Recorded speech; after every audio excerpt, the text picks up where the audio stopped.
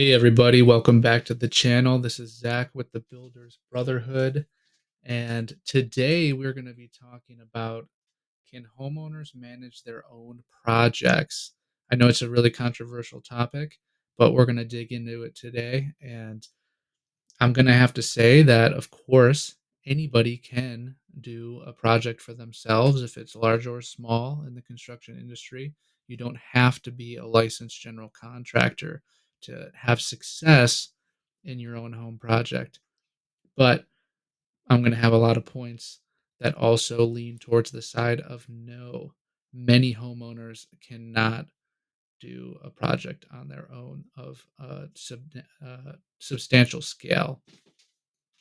And so I hope for today in this discussion that you all watching get some value where you can see that if you're going to try to start your own project on your home, let's say you're remodeling and putting an addition, just remodeling the whole home, that you can see some of the things that you may not know you're going to run into. And maybe you can be aware of it. So when you do that project on your own, you might have a little bit more success. So I'm hoping that you can get some value from this with that.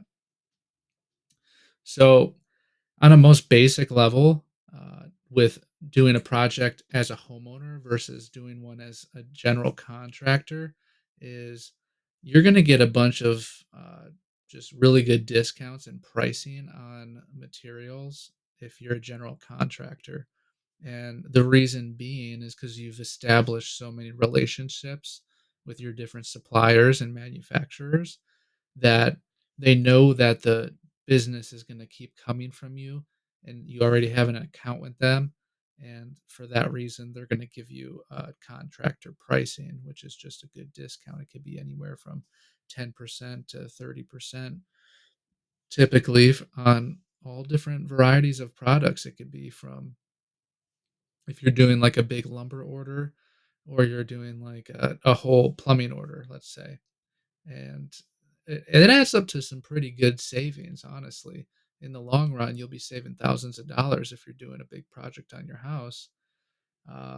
But that all just comes down to money. So if you're not too worried about the wallet for just a couple $1,000s, then this really isn't going to stop you from doing your project. You're just not going to reap some of the benefits that a general contractor does when he remodels other people's homes and gives. If you're working, well, I just want to add this in here, is if you're working with a professional general contractor, they're going to pass those discounts on to you as well. They'll mark up the materials and stuff like that to a degree, but uh, it's still going to be probably below what you actually pay for your materials. And so you do actually get a discount.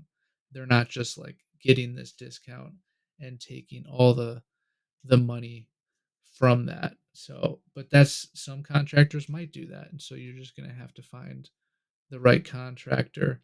Um, and maybe if you're starting to lean towards like the side of things where you maybe don't think you can do the project yourself, then that's something just to be aware of. It's not something that I would state to the general contractor, but unless it became an issue of where like the material price was extremely high and you're just like, you just need some questions to ask them, and you can do some research on your own and do some pricing and be like, hey, like this is what it's costing me to do this, and what's going on here, why are you charging me so much?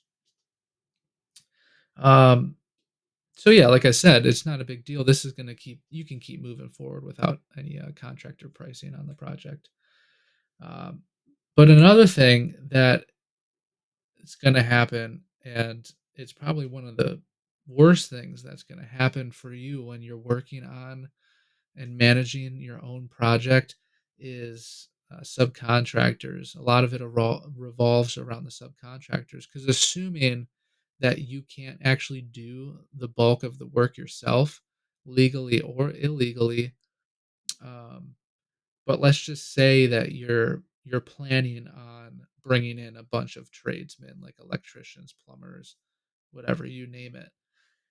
Something that you're gonna run into is the fact that if you don't already have some sort of relationship built with these people, like, let's say it's not a family member or a family friend or something like that, you're just shopping for, an electrician. The issue you're gonna run into is that you're you're not only just the first time you're a first-time caller to this company and a first-time customer, but for the most part, you're gonna be a one-time project for this person. They may come back for small things here and there after you've finished your project and you maybe just want, like, small changes, but on the scale of, like, if you're hiring somebody that's capable of doing a big project for you, they're probably more used to just doing bigger projects, and so those small, little fixes and changes that you wanna make to your space after the project's done isn't, like, really, like, a juicy job for them, and so you're gonna notice that you get kinda put, on the back of their priorities list, and you might get lucky. Let's say you need them to start December 2nd. That's the day you want them to start. You might get lucky and they might just business is slow. You've told them in advance when they need to start and they're just ready and they show up on December 2nd and everything's fine. But what will happen a lot of times is you'll get the excuse train because subcontractors get a majority of their work from general contractors. And so they're high on the priority list. And so if your project is coming up, let's say December 2nd is that start date for them, but the person that gives them hundreds of thousands of dollars of work every single year and keeps their business moving really needs them, let's say just that week of December 2nd, you're going to get a call and they're going to say, "Hey, I can't make it that week. I can make it the next week."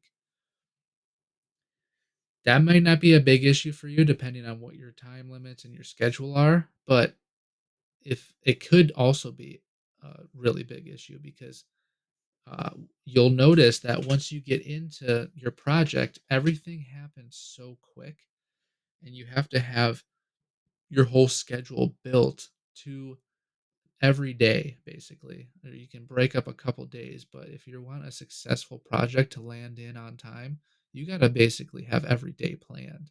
And having somebody skip out on a week throws a wrench in that whole system because then it spirals down and it affects the next person coming in after them. It affects when you might have specialty materials come in and you don't have a place for them to safely be put because you were expecting the project to be X amount far along once this, let's say, tub arrived, and now it's potentially pushing the project to where you still have people hanging drywall and doing, like, very invasive work, and you can't just have a tub sitting in the middle of all that.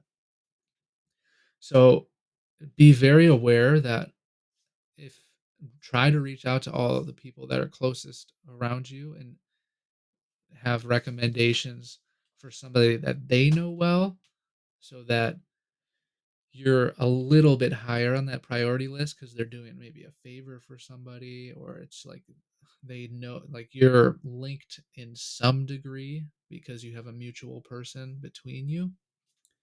But if you're just cold calling a place and wanting them to just show up and do the work for you, there is a high, potential for them to just kind of push off your work or maybe just send one guy just to make you happy, then like show up and then step off for a day or two. Um, not saying this is always going to happen, but it is very common. It even happens to us general contractors because they get overwhelmed. The subcontractors get overwhelmed with so much stuff that sometimes they can't even appease the general contractors that are feeding them a whole bunch of work. It just happens. So be highly aware of that, uh, their priorities, and how it affects your schedule. More on the subcontractors, I'd like to kind of switch it into like pricing. Again, how it went with materials earlier, it's the same way with subcontractors. If you're a general contractor and you're feeding these subcontractors massive amounts of work every single year, they're going to give you good pricing on all your work because they don't want you to start looking elsewhere. Uh, like, say, an electrician does 90% of your work every year and they think that they've gotten in a good place. And so they're like, I'm just going to start adding price, hiking up my prices for this guy. Well, the general contractor is just going to go look elsewhere and get a different electrician. And then they're losing 90% of the work that they had. So they don't take that risk that often. They'll just kind of appease. They won't bite the hand that feeds them, I guess, is probably the right term to use. Whereas you as a homeowner, you're not the hand that's feeding them year in and year out. It's just a one-time job. So they're more likely to give you just a high, not like gonna blow you out of the water high, but they're just gonna give you a higher price because they don't know you, you don't have a relationship built, and they know that this is most likely just a one-time thing. So they want to be able to at least make a decent amount of profit off of you so that uh, that profit they make can go into uh, maybe marketing their business more, or whatever it is, to bring in more projects just like you're bringing them, outside of the general contractor that they're usually working with. But it doesn't mean that you can't dispute contract pricing. It's going to be a lot more difficult for you to dispute it because you don't probably have a really deep understanding of the costs of everything that they're going to be doing. But you still have legs to stand on with your questions towards if uh, something seems illogically high. So, say you get the painters coming in and they hand you an estimate for the work, like they're doing all the trim, they're doing the interior, the exterior house, whatever it is, and you look at it and you see the breakdown of the pricing, and I mean, you can just logically in your mind look at some things and be like, all right, it's going to cost $10,000 for you to paint the entire outside of my house, but it's also going to um, cost me $10,000 to for you to just paint my one built-in in the corner of my living room. That anybody would be like, at least ask them like, how does this align? How are we getting to the same price of these things? This is two totally different uh, projects that seem like totally different magnitudes. How am I spending $10,000 on each of these things? And you know what? They might have a perfect answer that explains it perfectly. And you'll just be like, "Oh, okay, makes sense." But you might be able to ask them and then be like, "Oh, you know what? That I thought there was a lot more built-ins that I was doing. This is gonna actually be a little bit cheaper. So, um, I'll actually lower some of the pricing just to get the project from you. I might have just estimated that improperly." And if you do that to all the subs that you bring on the project and do it respectfully and just professionally, they're not gonna walk away or get a bad taste in their mouth towards you. It's just you um, being responsible with your money. I mean, we all only have so much money to use, so I would urge you to tread lightly with disputing uh, the estimates and the contracts with the subs. You don't want to get on their bad side, and you don't want to force their hand and make them lower the pricing and then them not perform really good, because the same thing could happen is they could lower the price, but then when it comes to the finished product, it's not as good. So there's kind of a middle ground that you're going to have to find if you want to do this. Um, Another aspect of subcontractors is when they're performing the work for you, they've done all phases of the work and they leave the project and they're done. There's going to be what we call a punch list. And let's just use painters as another example. there's going to be nicks and dings and touch ups all over your house that, yeah, they're done painting and they finished everything, but back where they started in your house, other people were doing something or moving stuff around and there's like a scuff or a nick or a ding. And that's going to become part of the punch list. And they may dispute that with you, like, hey, we're done. Let's do a walkthrough. Everything's good. Anything that happens after this is uh is gonna be an extra charge. And that's totally fine. But there is gonna be an area where there's a punch list and you're gonna have to walk through with them and show them everything and they're gonna have to fix it all. And then you give them the final check and they're done. Um,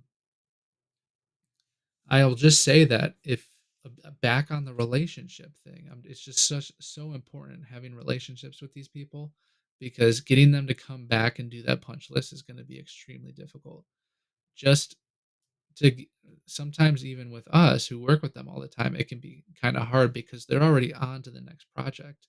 They got to keep their guys busy and they got to keep money coming into the business. So they're moving on to a next huge project.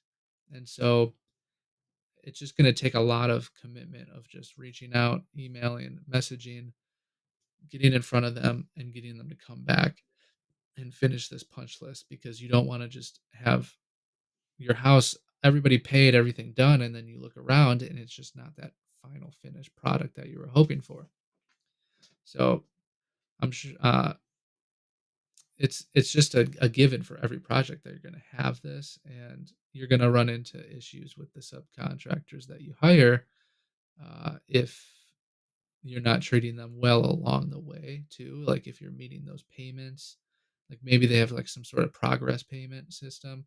Like make those payments if they're getting past what you agree to with the progress. Give them the payment. Everything's fine, but there's no issue with withholding like $1,000 or whatever just to have them finish that punch list. You need to have a little bit of you need to leave something on the table to where because if you pay them in full, the incentive is totally gone. It's just the only incentive at that point is to just not have an unhappy client. And depending on who you hire, that might not be that important to them because, like I said, they know that you're just most likely a one time project for them and they get the bulk of their work from a general contractor or multiple general contractors. So you're low on the priority list. So just something to think about once you get to the tail end of your project to make sure you hold everybody accountable to those punch lists. Um, so I guess stepping somewhat away from subcontractors and more towards the managing of your project. Um, if you are not familiar with managing a construction project, then it is going to be quite a learning curve for you because there's just so many elements to a project. Even a small project has a bunch of elements and phases. And if you start doing these things out of order, then it's going to create a massive headache for you. And this is what general contractors do really well and how they meet schedules and budgets efficiently is that they know the process. They know this person comes in first, that person comes in second, so on and so forth. And this keeps the ball rolling perfectly. And I can overlap those people somewhat here and there. And uh, we're going to meet our schedule and budget.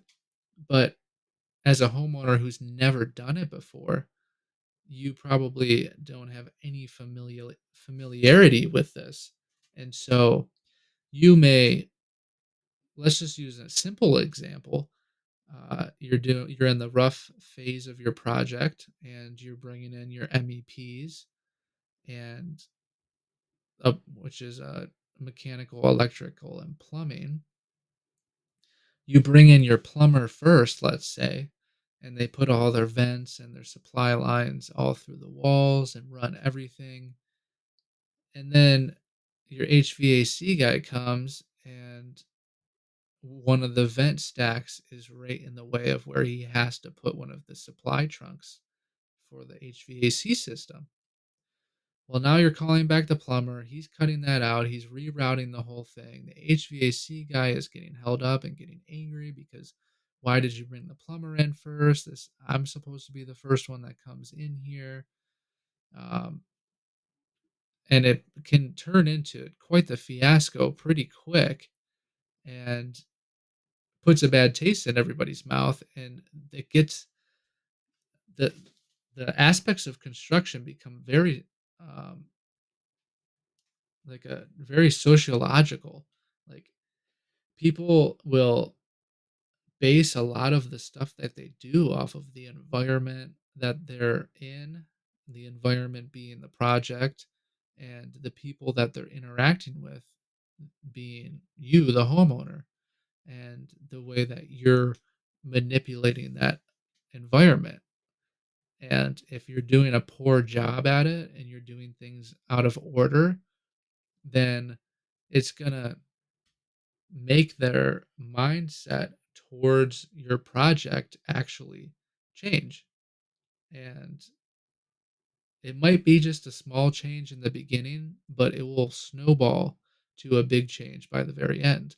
And by the last few weeks of them working on your place, they might just be like, I just really want to get out of here. This is just ridiculous. This is going all out of order. I can't stand this. We should have never took this job. So many things could be running through their head where you can mitigate that if you just followed the process properly as general contractors typically know how to do. So maybe do some research beforehand. Um, Watch some of my previous videos. That could be pretty helpful. And um, just really try to immerse yourself in the project. So hopefully you have like design plans or architectural drawings and you can see the layout of all of your MEPs and your different cabinetry and all the different elements of your project and just anticipate what is going to happen along the way. You're going to have hiccups, mistakes. Everybody does it. You're going to have more because you're most likely not familiar with doing projects, but you can get through it and you can try to avoid as many mistakes as possible by just kind of seeing things in advance, being there and watching things happen, talking to the tradesmen that you hired, asking them, like, hey, is there something that I can do that's going to make your life easier? And they might just tell you, be like, hey, yeah, bring the framers in and have them frame this spot for me or cut open this wall for me so that I can just run all my stuff easy peasy. Boom, there's your answer. All right, I need to schedule the framers or I just need to cut a hole in this thing and they can keep moving forward and they're not going to complain at all.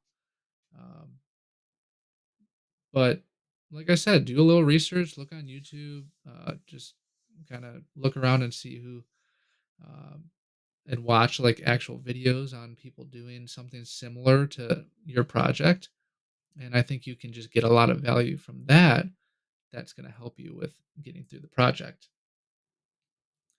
Um, Another thing that you're not going to get 100%, you're going to probably get to some degree, but is like an overarching warranty. So something that general contractors typically offer is some level of warranty. If it's 1 year, 5 years, 10 years, whatever it may be, but you have the comfort of knowing that whatever, let's just use 5 years. 5 years for the next 5 years, I have a person that I can call, just one person, and they're going to fix the problems with the project that are their fault. If it's something with beyond their control, then they're going to charge you for the fix. But something that's covered under the warranty, you have somebody that's going to take care of it for you. Whereas if you're just hiring subcontractors, they're going to have probably to some degree their own warranties. Like HVAC companies will uh, use like manufacturer warranties. So like if the unit broke down or whatever, they could get a new one from the company, whatever make or model that system is, and replace it for you. Same with painters, they might do like a 1 year touch up warranty. They'll come back a year from now and just like touch up cracks and little nicks and dings here and there.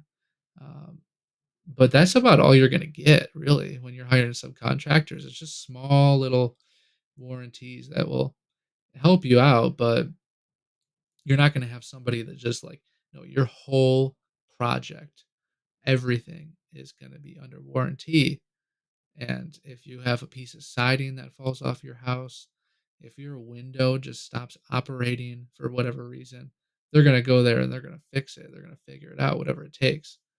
Whereas you are the person managing it, so it's going to become your problem then. So if the windows were not installed correctly for whatever reason, or water like intruded into the siding and got in there and warped it, most likely is gonna be your problem. The siding is guys or the window guys are probably not gonna come back to fix that. It's not gonna fall under the warranty. Um, so it's just something to think about. If you value a warranty, then you might wanna go the route of a general contractor. Before I finish up with my last point, I do wanna say that, um, how general contractors can be very expensive. Typically, what I have found that when homeowners manage their own projects, it actually becomes even more expensive because yeah, you're saving money because you're not paying for that extra person, the general contractor, but from all the headaches, the hiccups, the communications with the contractors, the materials, it actually, in the end, typically either costs you the same with a lot more heartache or even more than if you just hired a general contractor. So something to chew on, I guess, as well. But what I just want to end here with is you don't know what you don't know. And so unfortunately, when you're doing your projects, you're the information that you haven't gotten because you haven't been in the industry for X amount of years, uh, because you don't have that information, you don't know that there's a better way to do something, or this would look so much better this way, or this product would look so good in your home. Oh, those colors don't really match really well. Whatever. You don't have that information because you never learned it. And so you don't even know that it's a possibility. Whereas general contractors bring that value to you as well, is they'll just give you their 2 cents from all the knowledge that they've gathered over the many years. And you might hear something and be like, oh my God, I never thought of that. And if you didn't hire that general contractor and you were doing this project yourself, that's going to happen a lot of times on your project where you'll just never know that it could have been so much better or easier or whatever or ergonomical, but you just never knew. And so something to think about lastly is just that is your project going to turn out as good as it would have if you hired a general contractor? But the good thing about that, and another term that people like to throw around is ignorance is bliss. So if you're ignorant to all those things, then you'll never know and it won't bother you at all. You'll be blissful either way. All right. I hope you were able to get some value if you're a homeowner out there, if you're a general contractor or a tradesman watching this. Hopefully, some of this is kind of resonating with you and it's things that you've thought about or conversations that you've had with people. And it's brought some sort of value to all of you watching. So, if you could just do me a favor and just like and subscribe to the channel, and then also put a comment down below so that I can know some feedback on your thoughts about this video or add something else to it. I would love to hear from you all of other things that homeowners might run into or stories or anecdotes of uh, past projects that you've been involved with. Until the next time, I'll catch you guys on the next one.